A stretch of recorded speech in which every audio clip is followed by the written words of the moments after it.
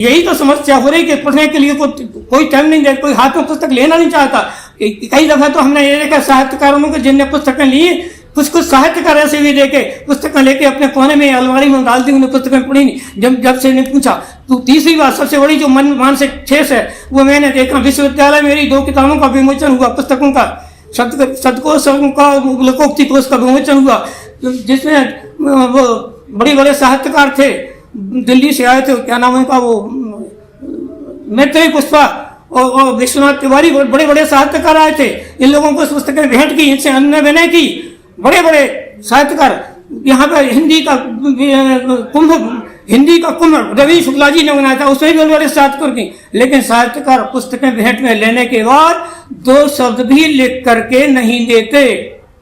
ये है ठेस रखने की बात। वे 2 शब्द भी कि हमें क्या पढ़ा, शायद वे पढ़ते नहीं है, तो वो ये भी एक साहित्यकार पुस्तक लेके अपनी सेल्फ की शोभा बढ़ा देते हैं। वो अपने इतने बड़प्पन में डूब जाते, बड़े ऊंचे पहुंच जाते हैं कि छोटे वालों को महत्व देना उनकी है समझते पड़ती। इस बात को डॉक्टर गंगा प्रसाद बरसिया जी ने यूनिवर्सिटी में इस बात को कहा था कि बड़े बड़े साहित्यकार अपने से छोटों को, खासकर बुंदेली के साहित्यकारों को कोई महत्व नहीं देते, 2 कौड़ी की इज्जत भी नहीं देते।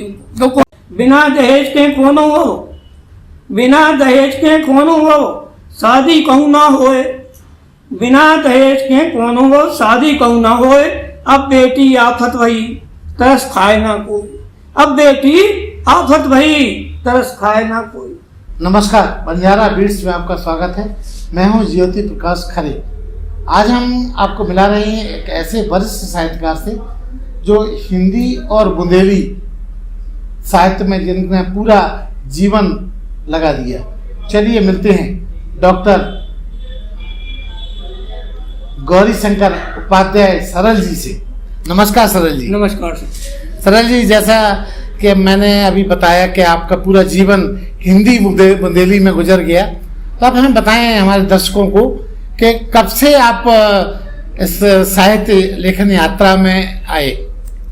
सन 60 में, जबकि मैं भोपाल में था, मध्य प्रदेश शिक्षा विभाग में था, उसी समय जिस समय doctor Shankar Dayal Sharma PGT college में एक वार्षिक विदाई समारोह में आमंत्रित थे, और उस समय चीनी आक्रमण से जनमानस आक्रमण से भयभीत था। उस समय मेरे मन में जागृत हुए। तभी से मैंने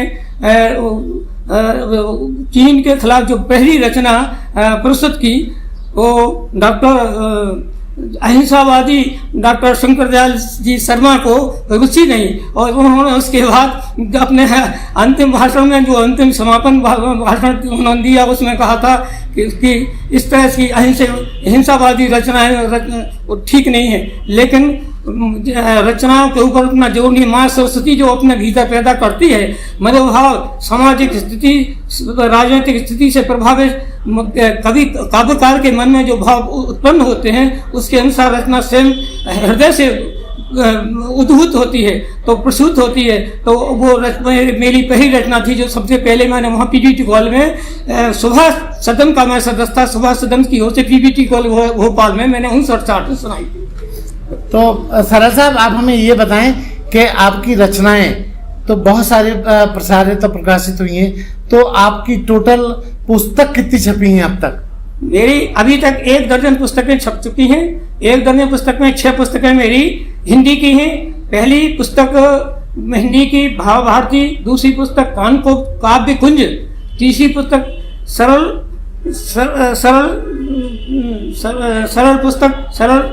संगम, चौथी पुस्तक आंखें, और 5वीं पुस्तक चाणक्य नीति का हिंदी अनुवाद के रूप में काव्य की सरलतम भाषा में उसका भाष्य मैंने प्रस्तुत किया है। रहा उसकी अपने उसकी बुंदेली भाषा का जब प्रश्न है, तो वहाँ पर पहली पुस्तक मेरी ये बुंदेली ज्योति के नाम से प्रकाशित हुई, जिसमें मूल बुंदेली की ठेठ बुंदेली की रचना है। बल्कि इसकी प्रथम रचना को, ठेठ बुंदेली की रचना को, बुंदेली बसंत के पत्र का पत्र का संपादक बहादुर सिंह परमार ने सबसे पहले भोपाल से प्रकाशित में सबसे प्रथम उसको स्थान दिया मेरी, क्योंकि उसमें ठेठ बुंदेली की होली की रचना थी मेरी। इसके बाद बुंदेली ज्योति के बाद मैंने बुंदेली मुहावरे, बुंदेली लोकोक्ति कोश भाग 1, बुंदेली लोकोक्ति कोश भाग 2 और बुंदेली शब्दकोश के अलावा गद्य की एक संस्मरणात्मक कथाएं, बुंदेली की संस्मरणक कथाएं और कहानियां के नाम से जो पुस्तक प्रकाशित, मेरी छोटी सी पुस्तक प्रकाशित हुई है, वो गद्य के क्षेत्र में बुंदेली वसंत के साहित्यकारों ने, संपादकों ने उसको बुंदेली की प्रथम गद्य रचना स्वीकृत किया है। संस्मरणात्मक के रूप में मेरी वो प्रथम रचना उन्होंने बुंदेली बहादुर सिंह परमार ने स्वीकार किया है कि बुंदेली के संस्मरणात्मक ये पहली पुस्तक है। इस तरह से मेरी 6 पुस्तकें बुंदेली हिंदी में और 6 पुस्तकें बुंदेली में प्रकाशित हो चुकी हैं। कम से कम 1 दर्जन पुस्तकें, एक जिसमें 3 बुंदेली की और कम से कम 7-8 पुस्तकें हिंदी की मेरी प्रकाशन को हैं, लेकिन धनाभाव के कारण तैयार रखी हैं। धनाभाव के कारण नहीं मिल सका, कारण अभी बुंदेली के शब्दकोश ही बुंदेली विश्वविद्यालय में बुंदेली लोकोक्ति कोश, बुंदेली महाकोश संदर्भ ग्रंथ में स्वीकृत है। इसके बावजूद कॉलेजों में कोई ऐसा लेटर उनकी तरफ से नहीं गया कि वो बुंदेली के कॉलेज वाले उन्हें खरीद सकें। और बुंदेली शब्द को जो जिसका 11 से 1 रुपये का प्रथम पुरस्कार मुझे टीकमगढ़ से प्राप्त हुआ है, प्रथम पुरस्कार माना गया है, जिसको प्रथम पुस्तक मानी गई, सर्वश्रेष्ठ पुस्तक, उस पुस्तक को भी अभी उन्होंने स्वीकृत नहीं किया है। कारण सारी पुस्तकें, करीब 100 पुस्तकें मेरी बुंदेली शब्दकोश की रखी हैं, लाखों रुपए की पुस्तकें मेरी रखी हैं, लेकिन बुंदेलखंड विश्वविद्यालय, केंद्रीय विश्वविद्यालय की तरफ से और कॉलेजों की तरफ से मेरे अनुकूल कोई प्रतिक्रिया नहीं मिल रही है, न उन्हें सहयोग प्राप्त हो रहा है। इस विषय में शासन अगर सहयोग दे तो मेरी और भी पुस्तकें जो प्रकाशनार्थ रखी हैं वो भी मैं छपवा सकूं। अच्छा सरदार साहब, ये बताइए, आपने इतना बुंदेली साहित्य को रचा है, संवारा है, लोगों के बीच में पहुंचाया है, आपको कहाँ कहाँ विशेष रूप से सम्मान मिला है? जहाँ तक क्योंकि मेरे तो रोह में बुंदेली व्याप्त रही है, बचपन से मैं पैदा हुआ हूँ जिस क्षेत्र में, कर्मभूमि मेरे तालघर में पैदा हुआ हूँ। हसारी में से पढ़ के GIC झांसी में पढ़ने जाता था, हसारी में रहता था। प्रथम नियुक्ति हुई भोपाल में, तो वहाँ रायसेन में जहाँ हुई वहाँ भी ठेठ बुंदेली बोलने जाती थी। फिर यहाँ उना बालाजी, सिमड़ा वगैरह जिन क्षेत्रों में सेवा कार्य में रहा, वहाँ भी ठेठ बुंदेली आती थी। और घर का वातावरण बुंदेली का रहा, पंताई का घर में पेशा था, आसपास से गाँव में जाना था तो रोम में बुंदेली रची हुई थी। उसके कारण मुझे मेरे सृजन की माँ सरस्वती ने सृजन करने के लिए मुझे उकसाया, उनकी कृपा से वो सृजन हुआ, सृजित हुई सारी पुस्तकें। और सरदार साहब, जैसा कि आपने बताया कि आपने इतना कुछ लिखा, तो इस लेखन में अवरोध या विरोध या मुश्किलें कहाँ आई आपको? मुश्किलें तो शुरुआत में तो, क्योंकि सबसे बड़ी कठिनाई तो ये है कि बुंदेली हिंदी को तो कंप्यूटराइज करना, हिंदी को टाइप करना तो आसान काम है। सबसे कठिन काम जो है बुंदेली को टाइप होना कठिन है हिंदी को। इसके लिए मुझे जितना परिश्रम मुझे करना पड़ा, वर्षों बुंदेली शब्दकोश को तो पढ़ने में दिक्कत आती है, टाइप होने में दिक्कत आई।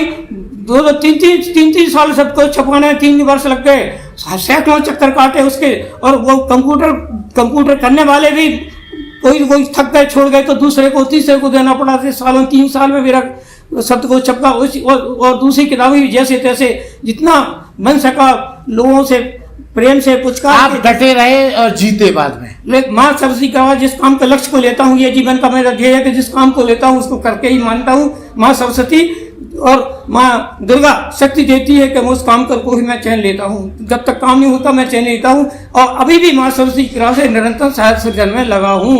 दिन रात अधिकांश समय राशि में जाता। सरदार साहब, आप बताइए कि आपके इस लेखन कार्य में आपकी जीवन संगनी का क्या योगदान है? जीवन संगनी अगर योगदान नहीं देती, किसी भी साहित्यकार की अगर जीवन संगनी योगदान ना दे तो वो कहाँ नहीं, क्योंकि कहा जाता है कि घर की मुर्गी दाल बराबर। नहीं, ऐसा नहीं है। उनके सहयोग के बिना तो मैंने ये काम कर ही नहीं सकता था। उन्होंने पूरा सहयोग दिया।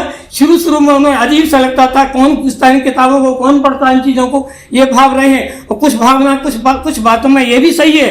क्योंकि ज़्यादातर स्थिति मनोरथ थी इस प्रकार कंप्यूटर जब से मोबाइल चले हैं तब से स्थिति बन गई समाज में, देश में, घर घर में स्थिति बन गई है कि बच्चे मोबाइल तो पढ़ते, पुस्तकों को पढ़ने के लिए किसी को फुर्सत नहीं है, कोई पुस्तक नहीं है। जब पढ़ने के लिए फुर्सत नहीं है तो खरीदेगा कौन? पुस्तकें जिनकी छपवान है तो ये अलग बात है, लेकिन पुस्तकों को क्रय करने वाले वो लोग कहाँ, अपने पैसे से लोग कहाँ तक कैसे छपवाएंगे? अब टेक्नोलॉजी का जमाना है और लोग पढ़ना कम देखना ज्यादा चाहते हैं। हाँ, तो यही तो समस्या हो रही कि पढ़ने के लिए कोई टाइम नहीं दे, कोई हाथ में पुस्तक लेना नहीं चाहता। कई दफा तो हमने ये देखा साहित्यकारों में जिनने पुस्तकें ली, कुछ साहित्यकार ऐसे भी देखे पुस्तकें लेके अपने कोने में अलमारी में डाल दी, उन्हें पुस्तकें पढ़ी नहीं। जब से इन्हें पूछा तो तीसरी बात सबसे बड़ी जो मानसिक ठेस है वो मैंने देखा, विश्वविद्यालय मेरी 2 किताबों का विमोचन हुआ, पुस्तकों का शब्दकोश का लोकोक्ति कोश का विमोचन हुआ, जिसमें वो बड़े साहित्यकार थे, दिल्ली से आए थे, क्या नाम है उनका, वो मैत्रेयी पुष्पा और विश्वनाथ तिवारी, बड़े साहित्यकार आए थे। इन लोगों को पुस्तकें भेंट की, इनसे अन्य विनय की।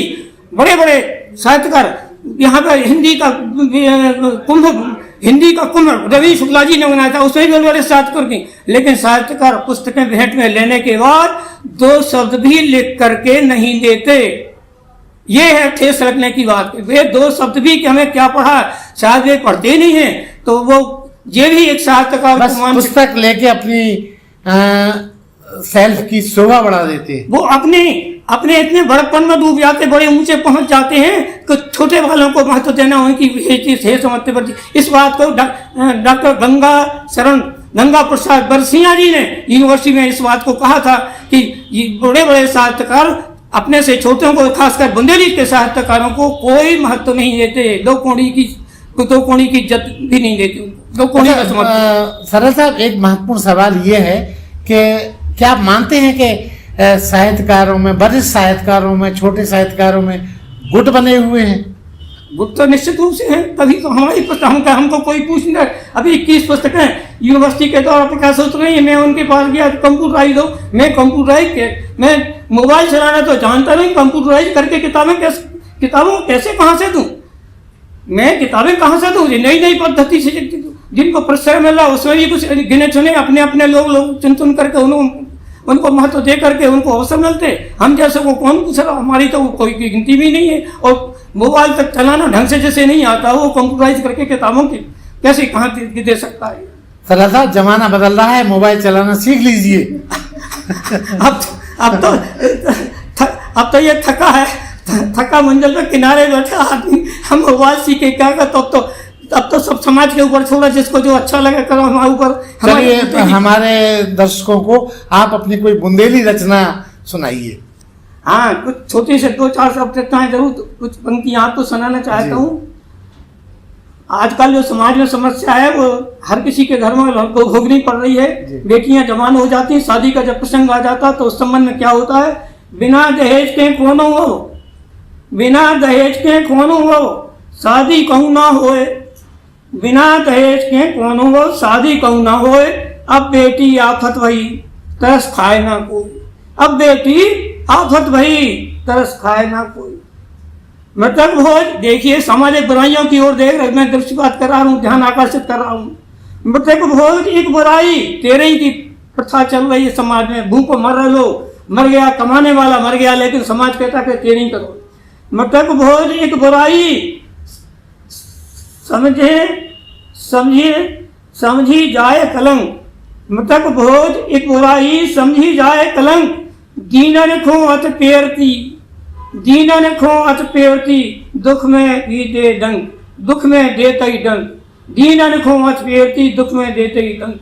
मृतक भोज एक बुराई, समझी जाए कलंक। दीनन खो अत पेरती, दुख में देते ही डंक, दुख में देते ही डंक। और देखिए आप, खेत मड़ैया बेच के तेरे ही कर रही काल। खेत मड़ैया बेच के तेरे ही कर रही काल। मरे वाखों काल का चलत दिखे नहीं चाल, चलत दिखे नहीं चाल। घटतौली कर ठग रहे, बाजार में जाओ तो क्या हालत है देखो। घटतौली कर ठग रहे, मची है अंधी लूट, भक्तौली कर ठगरे, भक्तौली कर ठगरे, मची है अंधी लूट, मिली भगत सरकार की जिससे पाए छूट, मिली भगत सरकार की जिससे पाए छूट।